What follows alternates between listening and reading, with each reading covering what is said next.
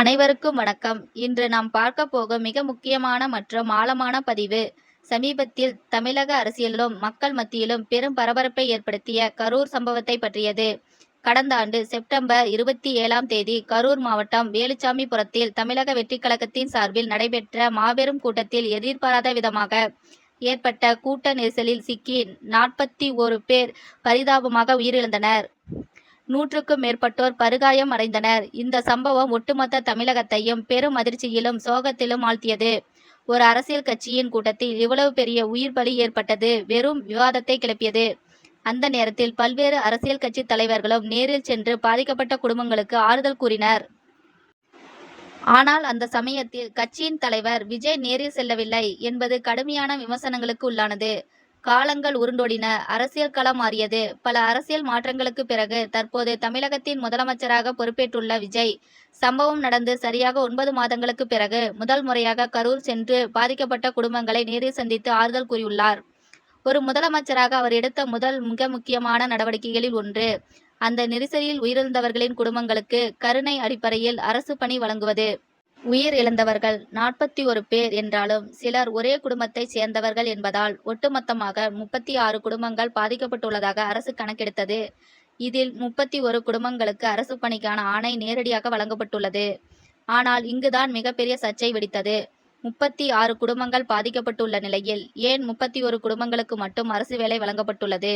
மீதமுள்ள 5 குடும்பங்களுக்கு என்னானது? அவர்களை அரசு புறக்கணிக்கிறதா? அரசியல் காழ்ப்புணர்ச்சியா என்றெல்லாம் எதிர்க்கட்சிகளும் சமூக வலைத்தளங்களில் சரமாரியாக கேள்விகள் எழுப்பப்பட்டனர். ஒரு முதலமைச்சர் நேரடியாக சென்று பணி ஆணை வழங்கும் போது எப்படி பாரபட்சம் காட்ட முடியும் என்ற சந்தேகம் மக்கள் மத்தியில் எழுந்தது. ஆனால் இந்த சர்ச்சைகளுக்கு பின்னால் இருக்கும் உண்மையான அரசு நிர்வாக காரணங்களை நாம் ஆழமாக பார்க்க வேண்டும். முதலாவதாக, கருணை அடிப்படையில் அரசு வேலை என்பது சில குறிப்பிட்ட விதிமுறைகளுக்கு உட்பட்டது. வறுமை கோட்டிற்கும் கீழ் உள்ளவர்கள் அல்லது குடும்பத்தில் வருமானம் ஈட்டும் நபரை இழந்தவர்களுக்கு மட்டுமே முன்னுரிமை அளிக்கப்படும். இந்த விதிமுறைகளின் படி பார்த்தால் அந்த 5 குடும்பங்களுக்கு வேலை வழங்கப்படாததற்கான காரணங்கள் மிகவும் தெளிவானவை. முதல் குடும்பத்தை எடுத்துக்கொண்டால், கூட்ட நெரிசலில் உயிரிழந்த ஒரு பெண்ணின் கணவர் ஏற்கனவே காவல்துறையில் அரசு பணியில் இருக்கிறார். குடும்பத்தில் ஒருவர் ஏற்கனவே அரசு பணியில் இருக்கும்போது அதே குடும்பத்தைச் சேர்ந்த மற்றொருவருக்கு கருணை அடிப்படையில் அரசு வேலை வழங்க முடியாது என்பது அரசாங்கத்தின் அடிப்படை விதி. எனவே அந்த குடும்பத்திற்கு வேலை வழங்கப்படவில்லை. இரண்டாவது குடும்பத்தை பார்த்தால், அவர்களுக்கு அரசு வேலை வழங்க அரசு தயாராகவே இருக்கிறது. ஆனால் அந்த குடும்பத்திற்குள் யார் அந்த வேலையை பெற்றுக்கொள்வது என்பதில் அவர்களுக்குள்ளே ஒரு பெரிய சட்ட போராட்டம் மற்றும் குடும்ப பிரச்சனை நிலவி வருகிறது. அவர்கள் தங்களுக்குள் ஒரு சுமூகமான முடிவை எடுத்து யார் வேலையை பெறுவது என்று அதிகாரப்பூர்வமான கடிதம் அளித்தவுடன் அவர்களுக்கு அரசு பணி ஆணை வழங்கப்படும் என்று மாவட்ட நிர்வாகம் தெளிவாக கூறியுள்ளது.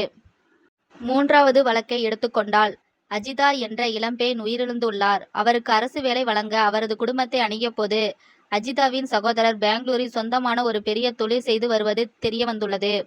அவர்கள் பொருளாதார ரீதியாக மிகவும் நிலையான ஒரு பின்னணியை கொண்டுள்ளதால் கருணை அடிப்படையிலான வேலை அவர்களுக்கு தேவைப்படவில்லை மற்றும் விதிகளின் படியும் அது பொருந்தாது.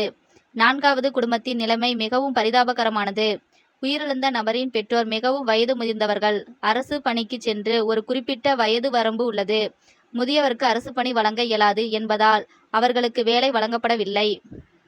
மீதமுள்ள ஒரு குடும்பத்திற்கு அரசு வேலைக்கு பதிலாக கருணை தொகை நிதி உதவியாக வழங்கப்பட்டுள்ளது. ஆக இந்த 5 குடும்பங்களுக்கும் அரசு வேலை வழங்கப்படாததற்கு பின்னால் எந்த ஒரு அரசியல் உள்நோக்கமோ அல்லது அதிகார வர்க்கத்தின் அலட்சியமோ கிடையாது. முற்றிலும் சட்ட ரீதியான மற்றும் நிர்வாக ரீதியான காரணங்களுக்காக மட்டுமே இந்த முடிவு எடுக்கப்பட்டுள்ளது. சமூக வலைத்தளங்களில் ஒரு செய்தி பரவும் போது அதன் உண்மைத்தன்மையை ஆராயாமல் நாம் உணர்ச்சி வசப்பட்டு முடிவுக்கு வருவது எவ்வளவு தவறானது என்பதை இந்த சம்பவம் நமக்கு தெளிவாக உணர்த்துகிறது. ஒரு மாநிலத்தின் முதலமைச்சராக தான் எதிர்க்கட்சியாக இருந்தபோது நடந்த ஒரு மாபெரும் துயர சம்பவத்திற்காக ஆட்சிக்கு வந்த பிறகு பொறுப்பேற்று பாதிக்கப்பட்ட குடும்பங்களுக்கு உரிய நிவாரணமும் வாழ்வாதாரத்தை உறுதி செய்யும் வகையில் 31 பேருக்கு அரசு பணியை வழங்கியிருப்பது ஒரு சிறந்த நிர்வாகத்தின் எடுத்துக்காட்டாகும். அதே சமயம் இது போன்ற பொதுக்கூட்டங்களை நடத்தும் போது இனிவரும் காலங்களில் அனைத்து அரசியல் கட்சிகளும் காவல்துறையும் எந்த அளவுக்கு முன்னெச்சரிக்கையாக இருக்க வேண்டும் என்பதையும் இந்த கரூர் சம்பவம் ஒரு மிகப்பெரிய பாடமாக நமக்கு கற்பித்துள்ளது. மக்களின் உயிர்களை பணயம் வைத்து எந்த ஒரு அரசியல் லாபமும் தேடப்படக்கூடாது. இந்த விளக்கங்கள் மூலம் கரூர் சம்பவத்தில் அரசு வேலை வழங்கப்பட்டதில் இருந்த அனைத்து சந்தேகங்களும் தெளிவாக்கப்பட்டுள்ளன. இது போன்ற உண்மை தன்மையான ஆழமான செய்திகளை தொடர்ந்து காண இணைந்திருங்கள்.